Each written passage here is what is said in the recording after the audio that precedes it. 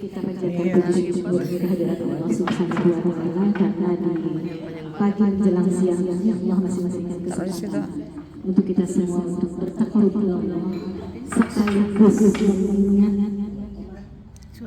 kematian tentunya ya. Semoga kita tahu memang begitu, tidak ada istilahnya lagi begitu. Allah panggil sesuai jadwal yang sudah tertulis di lauh Waiting list. Jadi insya Allah ibu-ibu sekalian kita hadir di sini ya wabil khusus di keluarga Anissa yang kebetulan Allah di bulan yang sama, di bulan Zulhijjah. Sebetulnya bulan Zulhijjah ini adalah bulan yang membawa keberuntungan yang sebetulnya. Ya maka barakallahu fiik untuk keluarga Ibu Ike Ginanjar dan juga Ibu Atik yang di bulan Zulhijjah ini Allah panggil ibunda tercinta yang senantiasa mendoakan kita, yang senantiasa menghantar kita pada keberhasilan dunia, dan mudah-mudahan juga doanya tentunya kita sebagai anak dan keturunannya didoakan menjadi meraih keberuntungan bukan hanya dunia saja tapi wal akhirah. Ya, pasti kehilangan.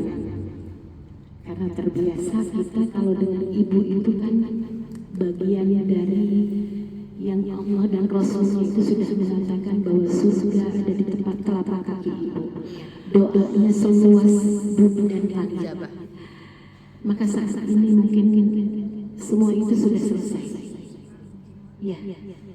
Ya bisa jadi separuh jiwa hilang. Ya kayak gitu. Yang kalau Umi dulu kalau belum disentuh kepala dengan tangan halusnya, maka itu akan menjadi hal yang dinanti-nantikan. Ya.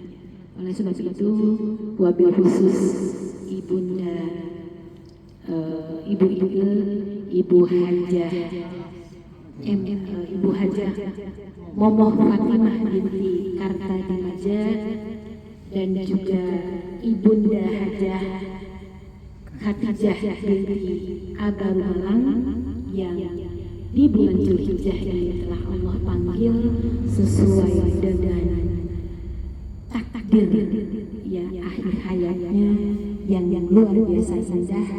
Mudah-mudahan Allahumma gfir lahum warhamhum wa'afihim wa'afu anhum.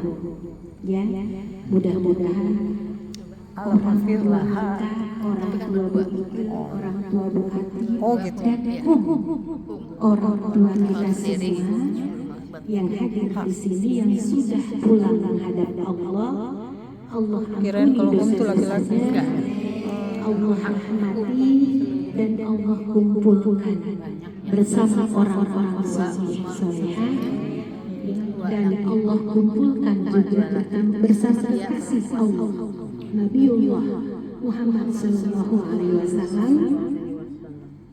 dan insya Allah kita mohon kepada Allah kita akan dikumpulkan juga dalam jannahnya. Ibu-ibu sekalian insya Allah dirahmati oleh Allah, saya mungkin ultum saja akhir ya untuk ini bukan berarti mengurangi rasa kangen saya dengan ibu-ibu ya, tetapi kebetulan hari Rabu ini adalah saya sudah ada agenda ya, agenda rutin ya yang mungkin saya tadi dikasih waktu sampai jam 10.20 menit ya, artinya jam 10.30 sudah persis harus ada di tempat ya, mohon izin dan mohon maaf gitu ya. Yang ingin kita sama-sama mengingat ya, kalau kita terlihat dalam kalimat ya atau di dalam wejangan salafus shalih, orang-orang saleh itu dikatakan bahwa sesungguhnya di atas langit yang tinggi di bawah arsy-Nya Allah itu ada pohon yang tidak tersentuh makhluk lain, termasuk para malaikat, tak sanggup dan tak mampu untuk menyentuh atau mendekatinya. Hanya Allah memberikan kekhususan kepada Nabi Muhammad Sallallahu Alaihi Wasallam sebagai uswatun hasanah kita, sebagai orang yang akan memberikan, atau Nabi dan Rasul yang akan memberikan dan diminta syafaat untuk umatnya. Hanya beliau saja yang sanggup mendekati, ya, dan memegang atau menyentuh pohon itu, gitu ya. Pohon apa itu? Yaitu pohon Sidratul Muntaha. Satu persatu pohon daun dan pohon Sidratul Muntaha ini akan berguguran sesuai dengan kehendak Allah. Karena tidak ada yang sanggup dan tahu kapan daun itu akan rontok, termasuk diri kita sendiri. Jadi tidak ada yang namanya dipersiapkan, mempersiapkan. Ya kalau paham kita harus dipersiapkan, oh kita akan beribadah terus. Ya, akan mempersiapkan terus. Gitu ya. Tapi ternyata kata Allah dan Rasulnya tidak ada yang tahu kecuali aku. Maka daun Sidratul Muntaha ini sendiri dengan sendirinya satu persatu akan jatuh. Dan kita belum paham, belum tahu kapan kita jatuh dari daun, dari pohon, gitu ya. Tetapi ada yang diberikan atau wasiat Rasulullah atau wasiat para salih, ya, salafus salih, ya, yang diperuntukkan untuk kita yang alhamdulillah usia sudah sampai di atas 50 tahun, ya, lolos 50 tahun, ya. Alhamdulillah Allah masih memberikan kesempatan itu. Maka yang kita inginkan itu adalah tidak lain dan tidak bukan husnul khotimah, akhir yang baik. Maka ada beberapa hal yang diamanahkan oleh Rasulullah. Jikalau kita ingin meraih akhir husnul khotimah, yang pertama adalah taubatan nasuh. Mumpung kita berada di bulan Zulhijjah, yang kata Allah dan Rasulnya itu tidak ada yang terputus atau tidak ada yang tertolak doanya.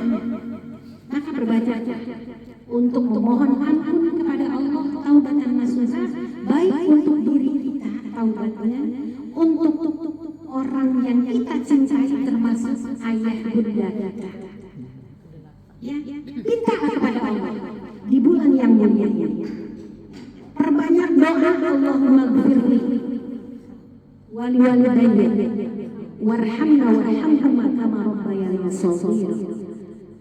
Allahumma ghfir lahum warhamhum wa'afihim wa'fu anhum wa akrim nuzulahum wa wasi' madkhulahum waghfir lana wa lahum bil ma'i was-salji wal barad. Dan juga kita minta kepada Allah agar husnul khotimah itu hadir untuk kita. Allah memberikan kematian yang terbaik untuk kita, lebih baik dari jenazah yang kita lihat. Bisa jadi lebih baik dari ayah ibu kita, lebih baik dari sahabat kerabat kita. Maka kenapa di dalam sholat jenazah selain doa untuk jenazah ada juga doa untuk diri kita sendiri. Allahumma la tahrimna ajrah wa la taftinna ba'dah waghfir lana. Lebih baik insyaallah. Itulah yang dikatakan husnul khotimah. Taubatan nasuh. Ya. Bersegera kita untuk mendatangi Allah, mengetuk pintu langit Allah di khusus di bulan Zulhijjah ini. Karena tidak ada satupun doa yang tertolak. Masih ada beberapa waktu, masih ada beberapa hari. Berapa hari lagi kurang lebih? Tanggal 18 sekarang. Sekarang tanggal 18. 18. Ya. 12 hari lagi. Agar ada syarat diterima tahu baik-baik. Yang pertama adalah khusyuk dalam memintanya, khusyuk dalam memunajatnya. Yang kedua dibarengi dengan infak sedekah. Perbanyak infak sedekah. Saya tidak punya secara materi, tak perlu. Jikalau itu tidak ada, maka bersedekah dengan apa saja. Membuang badak dari jalan, membuang buah pisang dari jalan yang akan dilewati oleh saudaranya, tersenyum kepada saudaranya, memudahkan urusan saudaranya. Itu adalah bagian dari sedekah dan mempermudah kita untuk meraih husnul khotimah. Itulah bagian dari syarat. Ketika kita taubatnya ingin diterima oleh Allah. Yang kedua adalah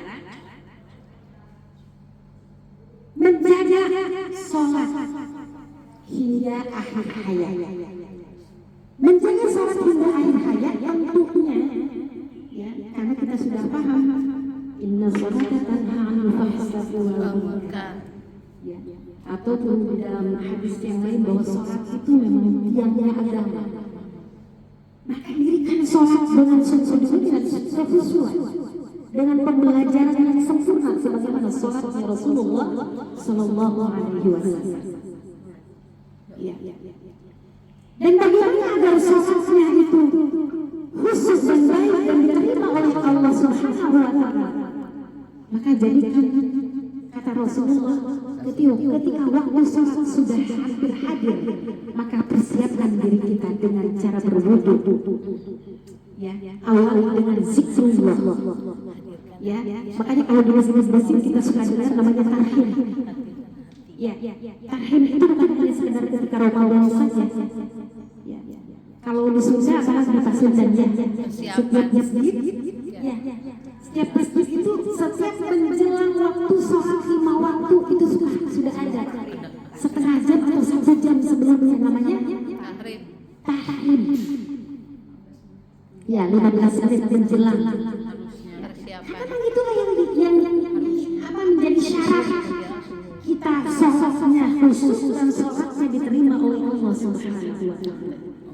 Ibu sekalian yang dirahmati oleh Allah, yang ketiga adalah memperbanyak zikrullah. Sebagaimana tadi sudah dicontohkan oleh Ustazah Ani, ya, yang harus diingat oleh kita zikrullah, tahlil, tahmid terus, takbir terus, ya, tasbih. Perbanyak itu.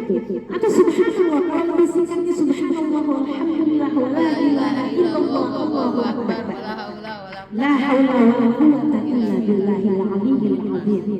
Perbanyak zikrullah. Dalam setiap denyut jantung kita itu kan menjadi tanda husnul khotimah. Sehingga kalau ingat mungkin tadi bercerita, Ibu Ika bercerita tentang bagaimana posisi ibunda menjelang akhir hayatnya, gitu ya, dengan dihantar ratusan tanpa diundang, ya, mereka bagaikan apa tuh? Ya itu bagaikan terpanggil dengan sendiri, undangannya langsung dari Allah. Ya, bagaikan terbangnya lalat, banyak tidak diketahui dari mana datangnya. Begitu juga yang menyolatkan ketika doa, ya, menceritakan bagaimana